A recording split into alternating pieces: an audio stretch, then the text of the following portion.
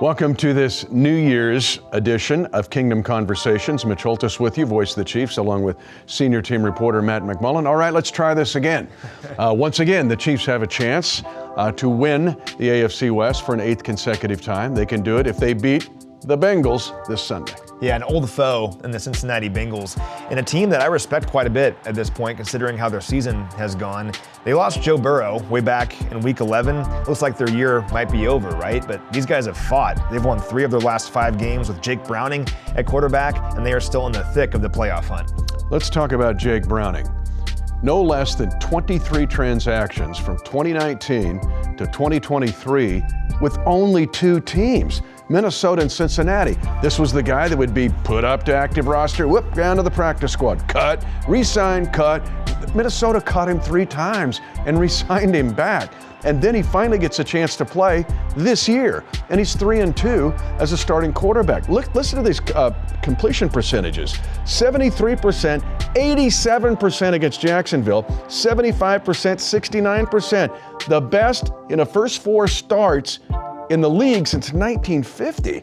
I'm like, okay, this is the old Washington Husky quarterback. Yeah, he's been really impressive and he's been efficient. It's a testament to Coach Zach Taylor putting him in a position to succeed, and he has thrived.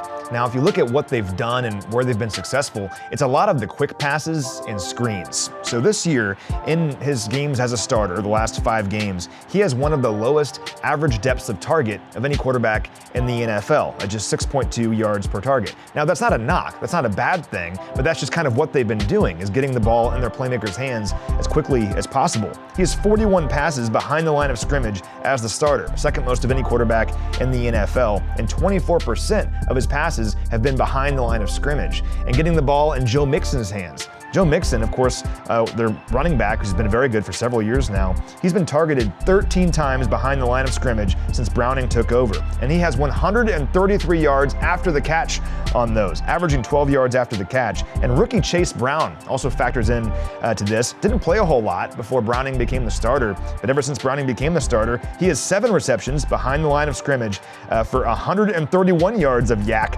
averaging 19 yards after the catch. So that's the key for the Chiefs defensively in this one. Browning wants to get that ball out quickly, get it to his playmakers behind the line of scrimmage, and then they work after that. You cannot miss tackles if you're the Chiefs defense. Got to be ready for those screens. Yeah, Mixon, 1,200 total yards. When you look at it, though, they throw the ball more than just any other than one team. They're 31st in fewest rushing attempts, but Mixon still has 858 yards rushing. But he's not had a 100-yard rushing game. They're only one of 5 teams in the league that has not had a 100-yard rusher. Another oddity, they're 5-0 against the NFC and 3-7 against the AFC. These guys would be the champions of the NFC right now.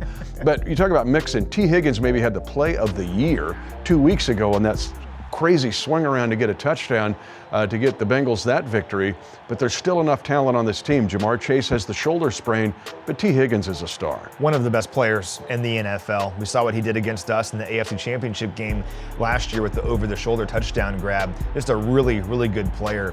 And it's a testament to these skill position guys that when Joe Burrow is out for the season, they don't hang their heads. They say, let's make sure we elevate everyone around us. And certainly T. Higgins has done that for this Bengals squad, where he has faith in Jake Browning and vice versa. And defensively, Trey Hendrickson, the most underrated player as an edge player in the entire National Football League, in my opinion. You hear about the Bozes, you hear about Khalil Mack, you hear about Max Crosby. You don't hear enough about Trey Hendrickson. 16 sacks, second in the league. The yards from those sacks, second only to Khalil Mack. Wow, and 72 pressures this season. Just a disruptor, a really good player around the edge who never really gets a lot of credit, but we certainly have seen him play. We know what he can do.